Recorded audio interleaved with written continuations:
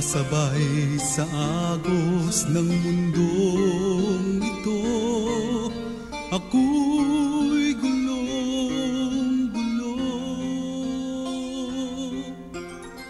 Tuburan sa panalangin, kini nga programa gimugna sa East Coast Gospel Mission.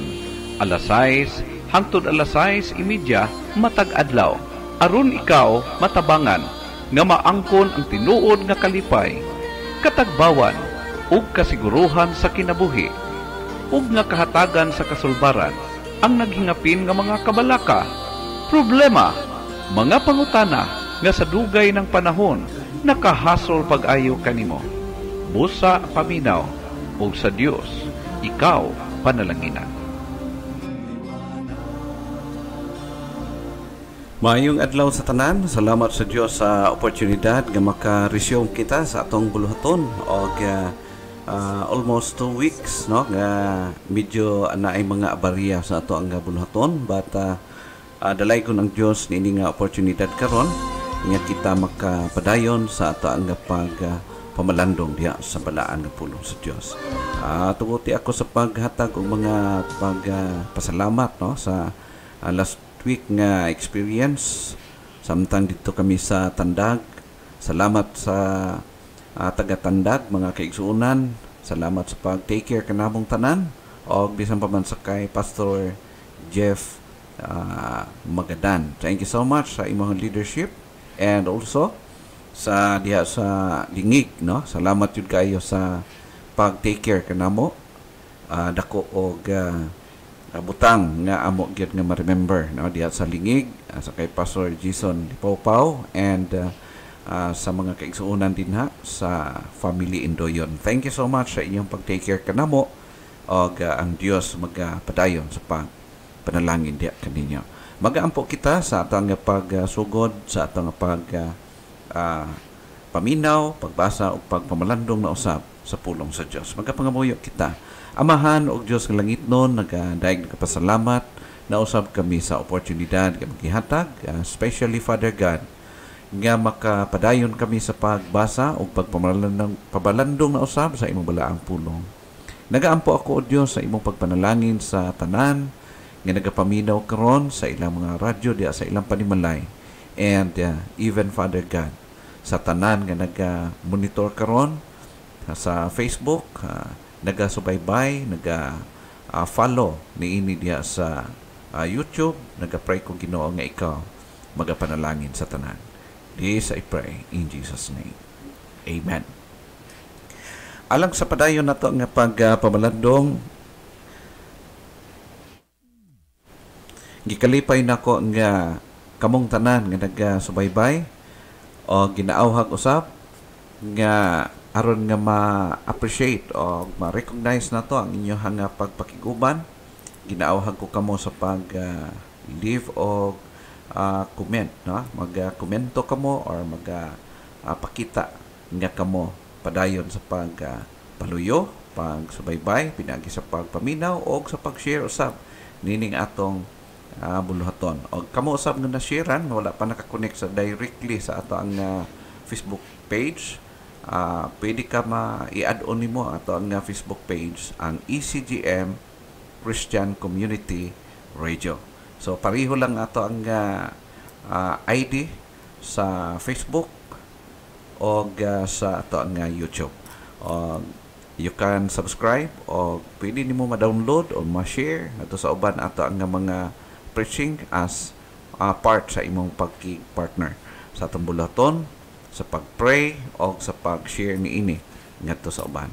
Og niini karong higayon makapadayon kita sa grasya sa Ginoo nga makahimo kita padayon sa atong pagpamalandong. This time padayon nato nga pagatun-an ang ato nga nasugdan before og hoping nga kining mga pagtudlo, simple nga mga pagtudlo, mo tapot kini diya sa inyong kasing-kasing una-huna og muhatag sa dugang pag-refine sa atong hibaluan diya sa balaan pulong sa Dios. Nagahisgot kita about Christ is more than sufficient for our salvation. Si Kristo dili lang sufficiente siya nga makaluwas or para sa atong kaluwasan, but He is more than sufficient. So, both pasabot higala, nga wala na'y kailangan pang idagdag kay Jesus Christ. It's because diha kay Kristo, kumpleto ang kaluwasan alang sa tao nga sa tinuoray, kinasing-kasing, mutuo, o budawat diha kaniya, ingon nga mong luluwas. Now, pangutana nga padayon na to nga pagatubagon, why can we say that Christ is more than sufficient for our salvation? Ganong moingon man kita, makaingon kita in biblical point of view nga si Kristo is more than sufficient para sa atong kaluwasan. Nga naman, ang unang rason nga atong natunan in the past is that because salvation by work is not acceptable in the sight of God. Okay?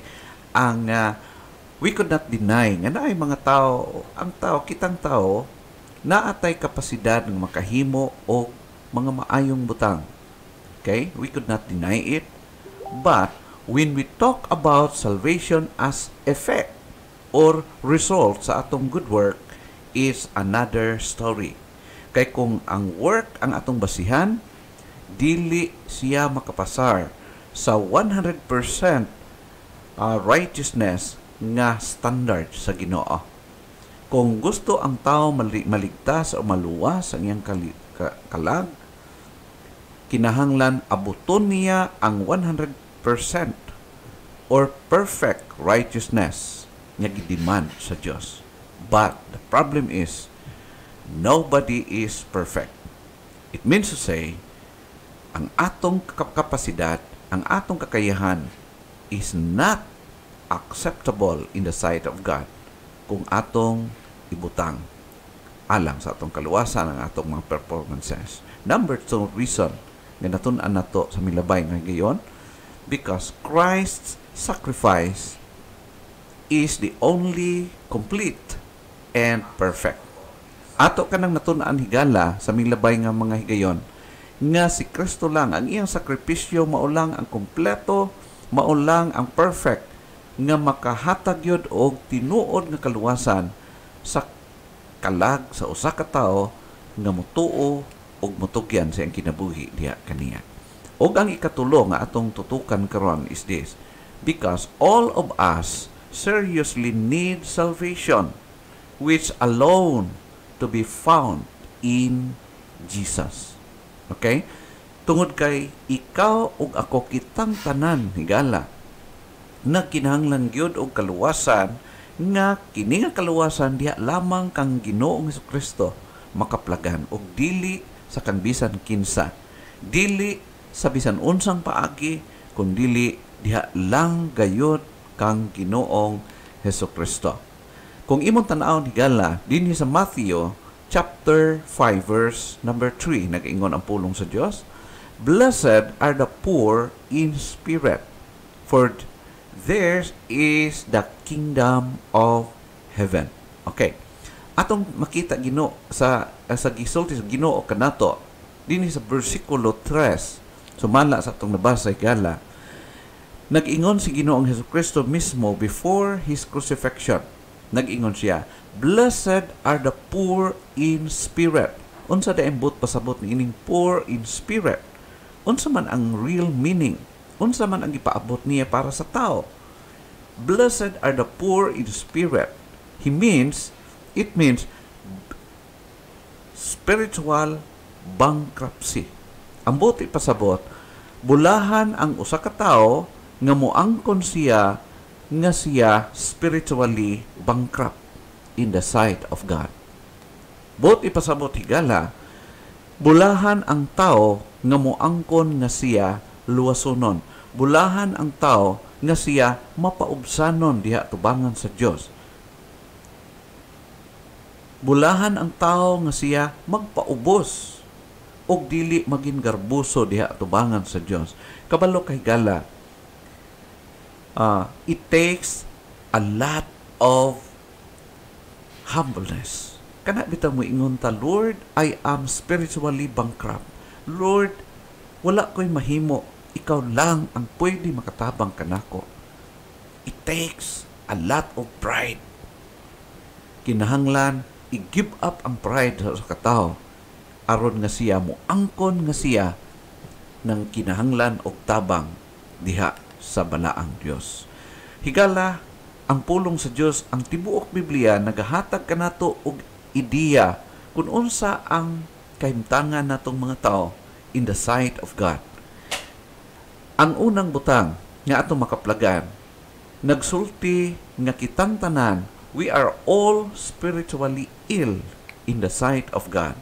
Kitang tanan, ikaw, ako, kitang tanan, naga-experiensya, naga-suffer ni anang pagkaroon o sakit spiritually. In fact, kung imong tan-aw ni Gala, din sa Matthew chapter 9, verse number 12, ingon siya dinhi, but when Jesus heard that, he said unto them, they that be whole need not physician, but they that are sick. Okay? So, kung imong tan-aw ni Gala, nga sa conversation or niini nga actual nga experience ng Ginoong Hesus against or during the time nga naay daghan mga opponents nagasunod sa iya, nangitag bikil, nangitag problema, nangitag loopholes nga pwede diha nila atakon sa Ginoong Hesus aron mo slow down siya o mo stop sa iyang buluhaton. Pero ato makita dinhi nga sa dihang giakyos siya nga ngano man ni si Jesus kung tinuod siyang balaan, tinuod siyang alagad sa Dios, nganong ang nagpakiguban man ni naghalubilo man ni siya sa mga dautan. Og mao ni ang tubag ni Ginoong Hesus. He said unto them, they that be whole need not a physician. Sila nga mga walay sakit, wala na kinahanglan og physician, but they that are sick. No? Naturally, physically, walay taong nagkinahanglag doktor or any person nga pwede maka-extend og tabang para sa kaayuhan sa iyang physical nga bahin kung wala siya sakit. Wala. Nonsense ka na siya. Ambot pasabot ni Ginoong Hesus, ang iya lang ang iyang pag-anhi mao ang pagtabang sa mga anaa sa kasakitan spiritually or spiritually ill. Spiritually bankrupt. Katong mga tao nga naging humble o aminado nga sila nagkinahanglan kay Jesus. Pero wala siya transaksyon para sa mga tao nga para sa ilang sarili kaya nila iligtas ang ilahang sariling kalag. Okay? So, kung imong tan-awon, sila nga mga walay sakit, wala na kinahanglan o mananambal or doktor. Apan katulang nagpasakiton. Bot pasabot, ang nagkinahanglan o kaluwasan diha sa Ginoo, katulang ni angkon nga sila luwasonon. Okay? Now, in verse 13, nag-ingon, but go ye and learn what that meaneth. I will have mercy and not sacrifice, for I am not come to call the righteous, but sinners to repentance. Very clear. Gisulti ni Ginoong Hesus nga naghatag siya ni ini nga maong pagpukaw sa mga panumduman, pagsalabutan ni ining mga magtutudlo sa balaod, mga in charge diya sa temple, mga scribe and Pharisees nga nagalibot kaniya, panghilabot sa iyahang ministry during the time. Ato makita ingon siya, tun-in ninyo o pamalandungin ninyo unsay buot ipasabot nga gisulti sa Ginoo, I will have mercy and not sacrifice. It means to say nga ang mga sacrifices, ang mga ministeryo nga gihimo niining mga Jewish priests and scribes, dili gyud makapasar sa tubangan sa Ginoo. Instead, dili man makapasar lang sacrifice, mao na ingon ang Dios, I will have mercy. Okay?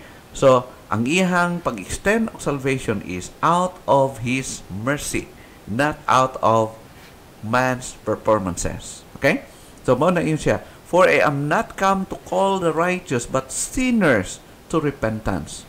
kinsa man ang kaluy-an sa Dios kadtong magrepent, maghinulsol. Pero katong tao nga para sa iyang sarili, okay kaya siya, self-righteous kaya siya, kaya niya i-perform, ang gusto niya i-perform, dili gina siya nagkinahanglag repentance. Di siya nagkinahanglag panghinulsol. But klaro nga gisulti ni Ginoong Hesus kadtong ang iyang gianhi mautong mga makasasala nga andam sa paghinulsol, andam sa pagpaubos sa ilang kaugalingon. We are spiritually ill.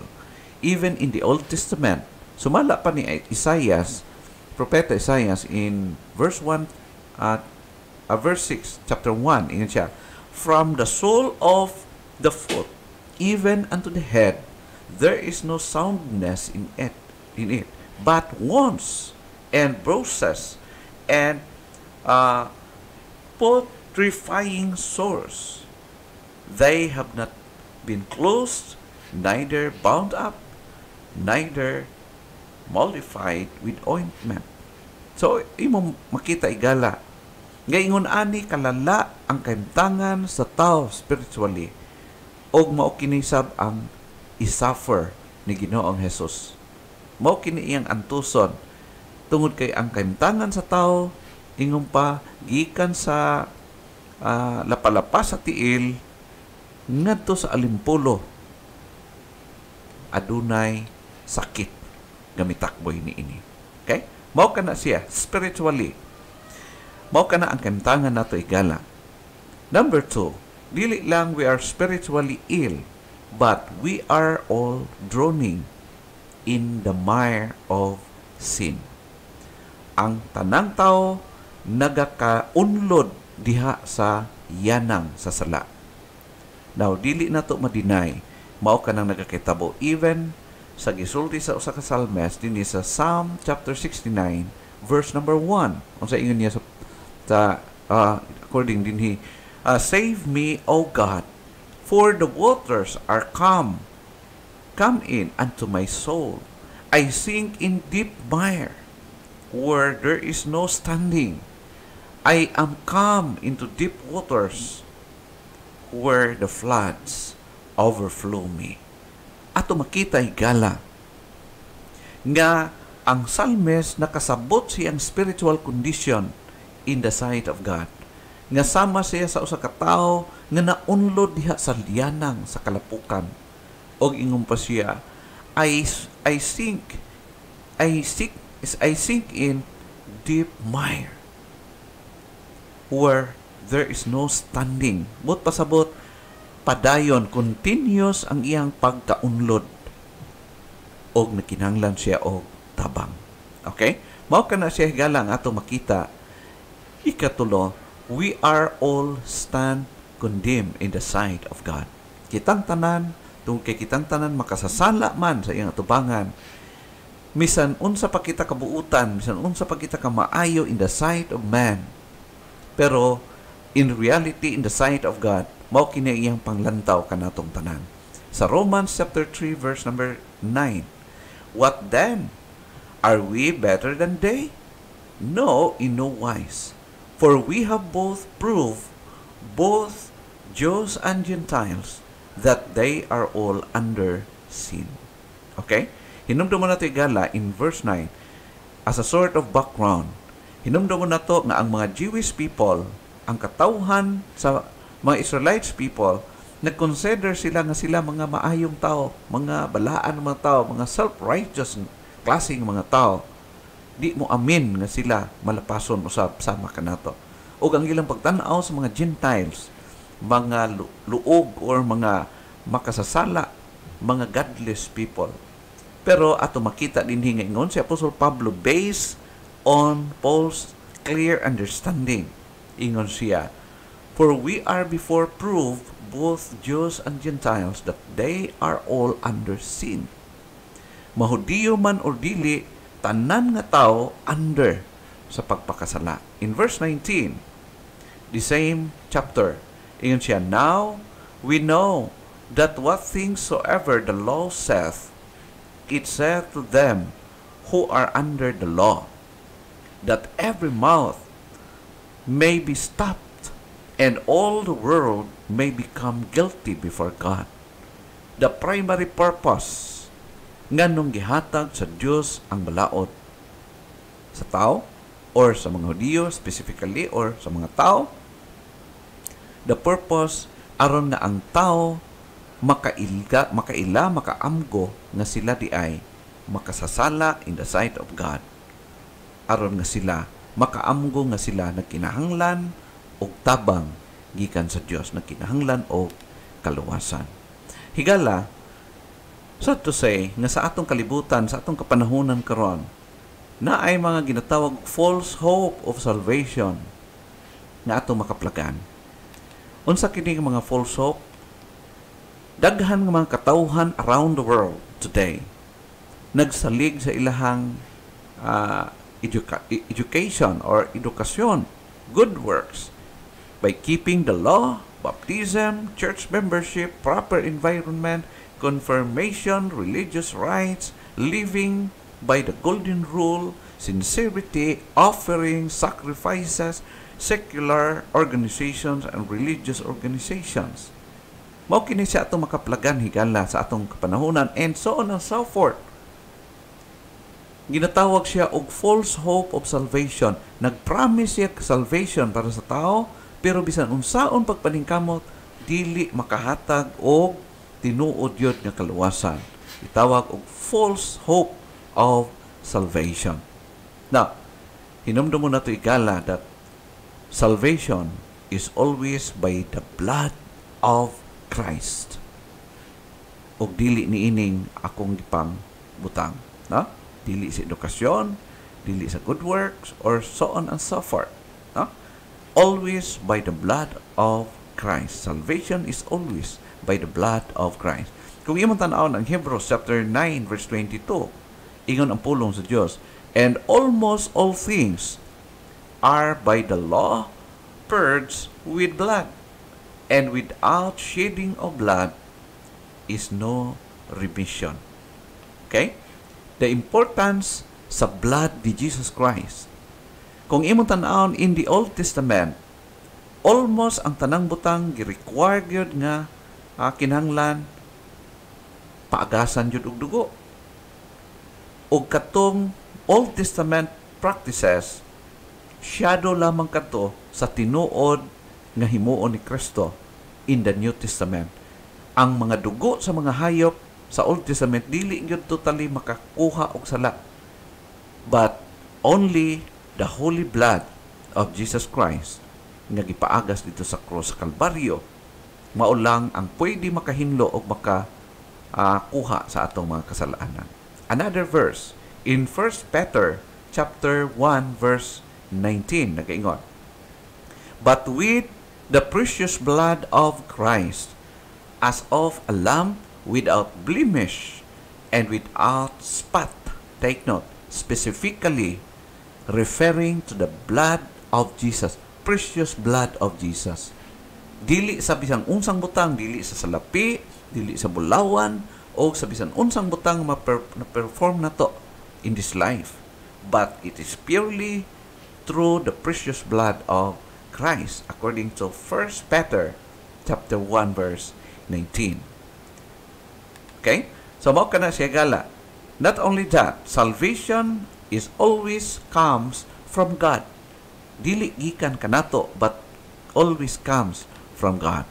Unsa ingon sa Jonah chapter 2 verse 9 in the Old Testament, but I will sacrifice unto thee with the voice of thanksgiving.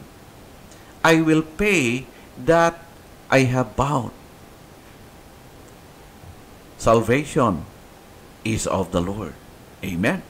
So very clear, even si Jonah, nakarecognize siya nga ang kaluwasan is iya lang yun nagagikan sa Ginoo. Salvation is of the Lord. Salvation comes from God. Dili gikan kanato. In 1 Thessalonians chapter 5 verse 9, ingon ang pulong sa Dios, for God hath not appointed us to wrath, but to obtain salvation by our Lord Jesus Christ. Klaro gyud. walang dagdag, walang bawas. For God hath not appointed us to wrath. Wala kita giandam para sa kapungot sa Dios, but to obtain salvation by our Lord Jesus Christ. Dili gikan kanato, but from God, gikan sa Ginoo. In Hebrews chapter 5 verse 9, and being made perfect, He became the author of eternal salvation, and to all them that obey Him. So very clear. Human nga si Ginoo nga Jesus nagpakamatay dito sa cross Kalbaryo, siya nabanhaw human sa ikatulo ka adlaw, at makita nga unsay resulta sa iyang sacrifice. He became the author of eternal salvation unto all them that obey Him. Okay. So, bot pasabot nga ang solely ang kaluwasan gyud nahimong resulta siya sa sakripisyo o sa gibuhat ni Kristo. O wala nagikan kanato, because salvation is always comes from God. Unsay ingon sa buhat or Acts chapter 4 verse 12 sa English version nagingon, neither is there salvation in any other, for there is none other name under heaven given among men whereby we must be saved. Very clear. Ingon si Apostle Pablo o si Apostle Peter nagawali, ingon siya, walay kaluwasan gikan kang bisan kinsa, kay wala may laing ngalan, walay laing manluluwas ang ipadala ang Dios aron ang tao makaangkon o kaluwasan. Walay laing manluluwas. Only the Lord Jesus Christ.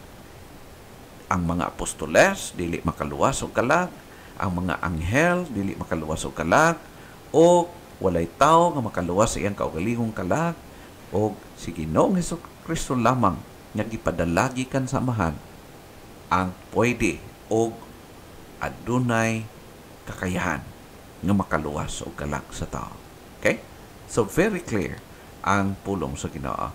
In fact, unsa ingon sa ikatulo nga butang ato makita that salvation is always by faith and grace of God.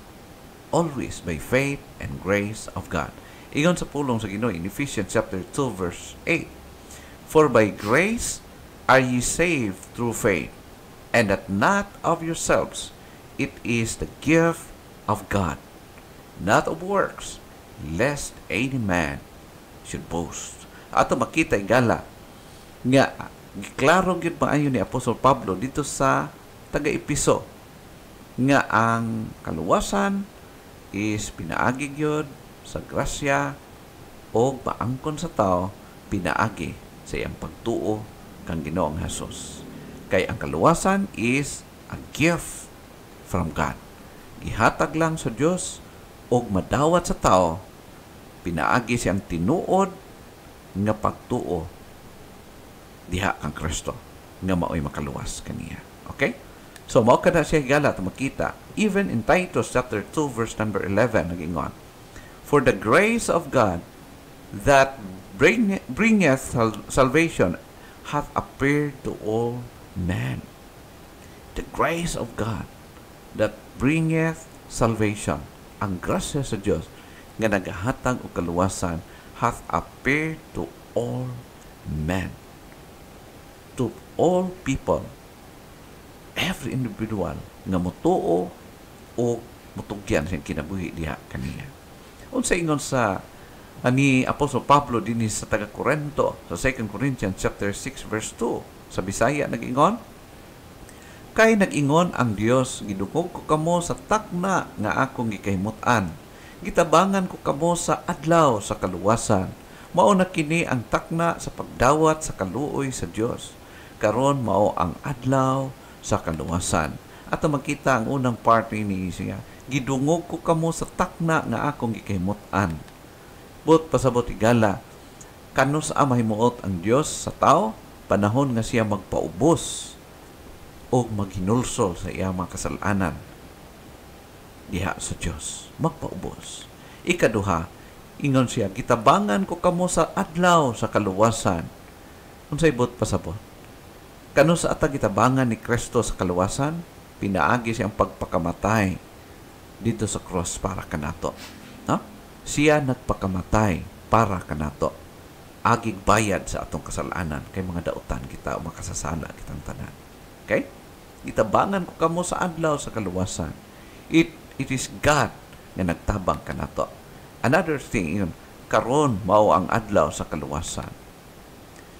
Samtang buhi pa ang usa ka tawo, dawaton niya dapat ang kaluwasan, dili kon patay na.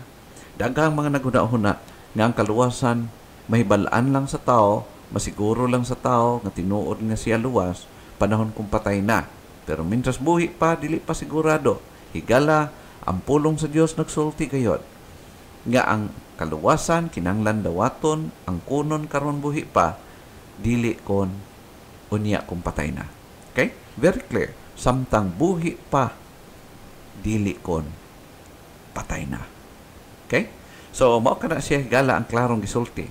Unsa ingon sa Hebrews chapter 2 verse 3? How shall we escape if we neglect so great salvation, which at the first began to be spoken by the Lord, and was confirmed unto us by them that heard him. Okay? How shall we escape if we neglect so great salvation? Ang kaluwasan gi-offer sa Dios. Pero kung i-neglect nimo kana higala, i-ignore nimo kana, sigurado gyud nga di ka katilaw niining maong kaluwasan. Si Ginoong Hesukristo, gibuhat niya ang iyang part, mao ang pagluwas kanato. Ug karon, up to this day, naga-offer siya sa matag usa nga dili lang ikaw makasabot, makahibalo niini. Muhimo kag desisyon sa pagtugyan sa imong kinabuhi diha sa Ginoo. Ha? So mao kada siya gala. Timan-an nato nga sa atong kapanahonan karon, daghan kay ginatawag mga false hope of salvation. Dili kini mga butang.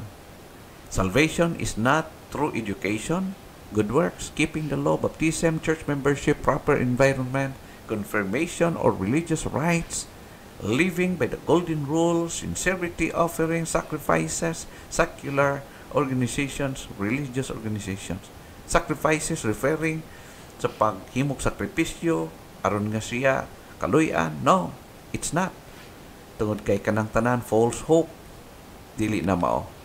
Ang kaluwasan is always by the blood of Jesus Christ, His precious and holy blood. Ikaduha, salvation is always comes from God. And salvation is always by faith through grace. Tungod sa grasya o kaluoy sa Dios, maangkon nimong kaluwasan sa imong kalag, pinaagi sa imong pagtuo, pagsalig kaniya. Christ is more than sufficient for our salvation.